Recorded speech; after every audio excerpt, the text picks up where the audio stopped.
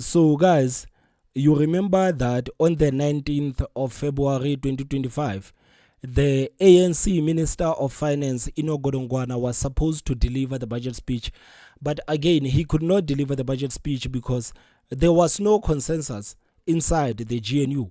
The DA and other small political parties in the government of national unity could not agree with the proposed 2% VAT rate increase that the ANC wanted to push through. I remember the DA coming out and basically celebrating and saying that, guys, we have stopped the ANC from destroying the lives of poor people. And it is a fact. We know that the majority of the people that live in this country are poor people who could not even afford the basic needs. So if that 2% VAT rate increase of the ANC was passed, these people's lives would have been destroyed. And I remember the president of the country, Cyril Ramaphosa, basically coming out and trying to make a case for that 2% VAT rate increase, to say that the government is broke. We are broke. We don't have the money, and the government doesn't have the money to pay the grants.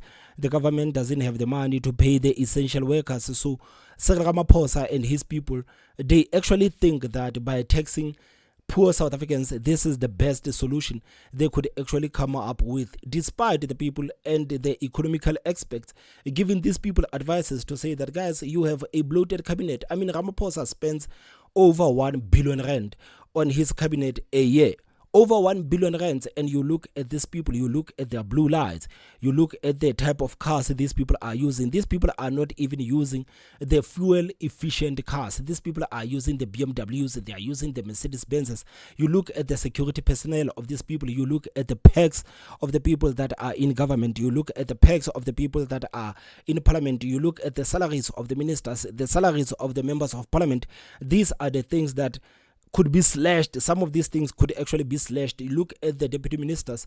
We don't even know what the deputy ministers are doing. You could get rid of the deputy ministers, and the government could actually save a lot of money by actually looking into these things, to say that, guys, we are going to slash the salaries of the ministers by 20%. There is no way that we are going to tax the poor people on the ground. You guys are no longer going to ride around in the BMWs. We are going to give you the Toyotas so that you guys can actually spend money on the petrol. You guys, this thing of the ministers having a lot of security personnel, it needs to stop. They can actually look into those type of things, and they could actually save a lot of money. But no, this is not what Ramaphosa wants. Ramaphosa and his people in cabinet, they want their perks, they want their salaries to still remain the same, while poor citizens of this country continue to bail them out. So the DA basically said that the ANC needs to look at all of these things that even the economic experts have basically suggested. But I remember the Secretary General of the ANC, Fikile Mbalula, responded to that thing of the ANC and the cabinet of Ramaphosa basically slashing things. And this is what Fikile Mbalula basically said. Like others say, the DA says, cut, cut, cut, cut. We don't believe in cutting. And the minister is caught between the rock and the hard place. Austerity this side, and then on the other side, where are you going to generate enough financial resources to fund what is required by this budget? So Fikile Mbalula basically says that the ANC does not believe in cutting. The Ramaphosa administration, they don't believe in cutting. They believe that the people that are working for the government, they are the kings and queens.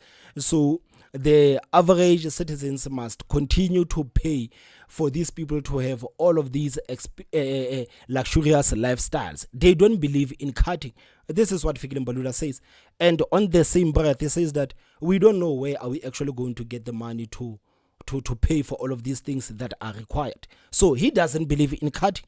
The ANC does not believe in cutting. So I guess we are just wasting time by basically saying that the ANC needs to start looking into itself. The Ramaphosa administration, they need to look into the cabinet to say that, guys, what are we wasting the money on? And maybe it's time we have something like the Department of Government Efficiency, like that one of Elon Musk in America, so that people can actually look into where the money is being wasted in government. But apparently, according to Fikile Mbalula, they don't believe in cutting anything. So they actually believe in the citizens of this country continuing to pay while they are living like kings and queens. So to show that the ANC is not actually intending on cutting, there's an article that actually came out, and this article was released by the Citizens, and this article is very insane. It says that the ANC threatens to approach the EFF to get a budget passed. The rescheduled budget speech is less than 2 weeks away, and the ANC is threatening to look outside of the GNU for support. Finance Minister Ino Godongwana addresses the media in Cape Town on 19th February 2025. So on this article, it says that the ANC may consider leaning on the EFF to get Finance Minister Ino Godongwana's budget over the line. Government of National Unity partners failed to reach a consensus on 19th February, with the budget vote postponed to 12th March. The Democratic Alliance took credit for the avoidance of a 2% VAT rate increase, while other GNU partners stated in the aftermath that voting for the budget was a collective decision. So right now, it seems like they are talking about 0.75% compromised suggested.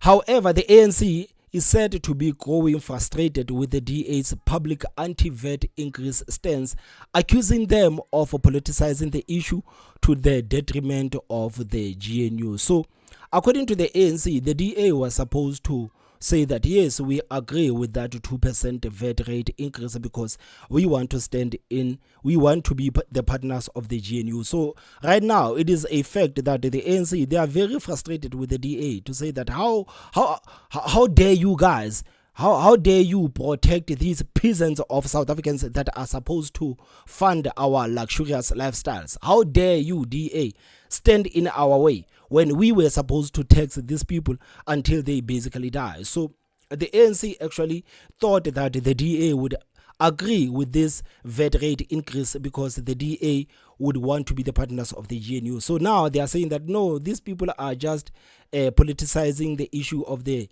VAT rate increase to the detriment of the GNU. Man, the audacity of the ANC. So it says, quote, the last minute postponement came about because of the failures by the ANC, and specifically Finance Minister Ino Godongwana's failures to engage meaningfully with the alternative proposals tabled by the DA, the party stated following the stalled budget speech.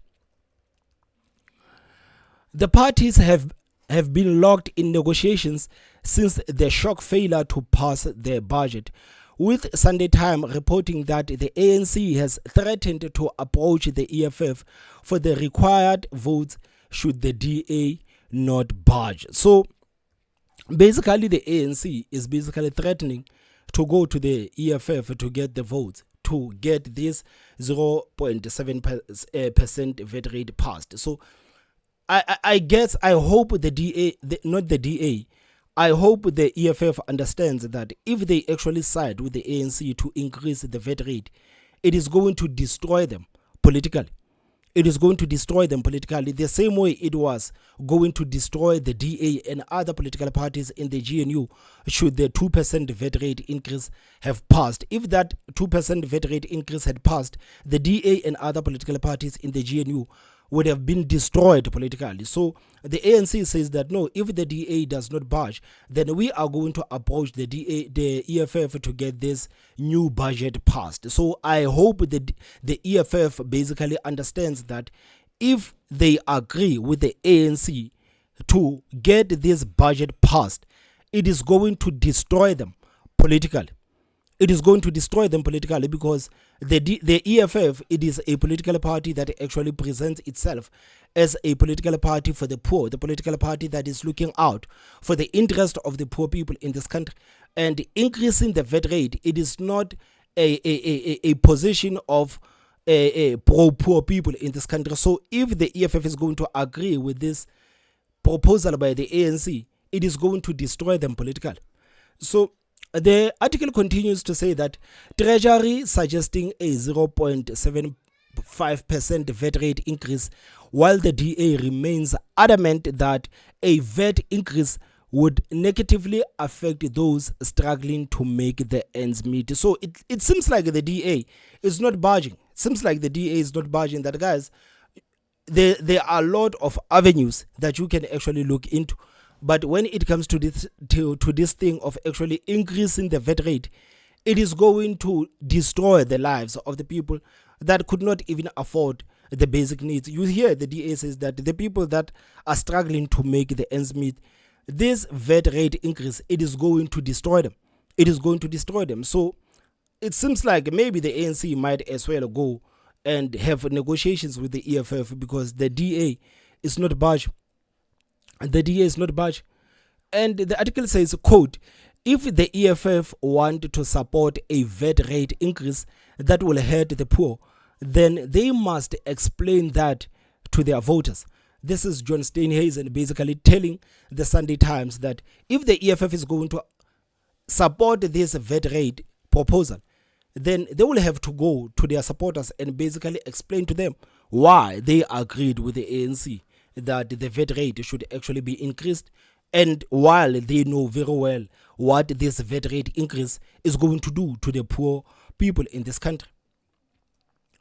The article says that proposed alternatives to the VAT rate increase include increasing taxes on the wealthy, modernizing the South African revenue services, and tightening the flow of illicit goods, reduced spending, an increase in debt assurance, adjusting other taxes, and accessing the gold and foreign exchange contingency reserved account were four options touted by Investec. So Investec has basically given these people a roadmap. But again, you remember Fikile Mbalula saying that even the economic experts have actually given them the advices about how to go about this thing of the government basically being broke. But Fikile Mbalula and the ANC, it seems like they are adamant on basically taxing South Africans instead of even listening to these people that are giving them the advices. The ANC has already made up their own minds that they want to tax the South Africans. They don't care about all of these advices they are being given by the DA and other political parties in the GNU. They don't care about the advices that they are being given by even the economic experts. They just want to tax the majority. So the South African Federation of Trade Unions, SAFTU, have also come out in opposition to the VAT rate increase, calling a move direct assault on the working class. So even SAFTU says that, okay, we are not agreeing with this proposal of the ANC of actually trying to increase the VAT rate, because they say that it is a direct assault on the working class.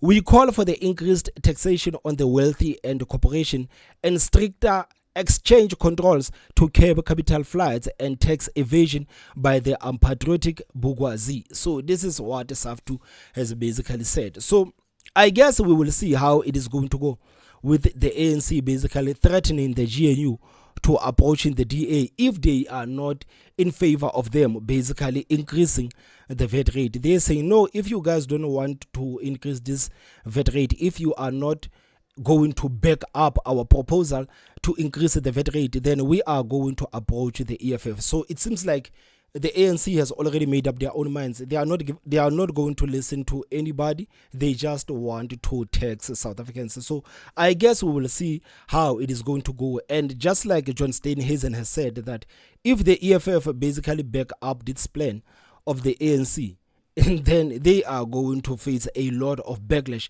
especially from their supporters. Guys, please tell me what you think in the comment section. Don't forget to hit that like button, and the most important part, subscribe. My name is Thomas Mabaso. I will see you next time. Bye bye.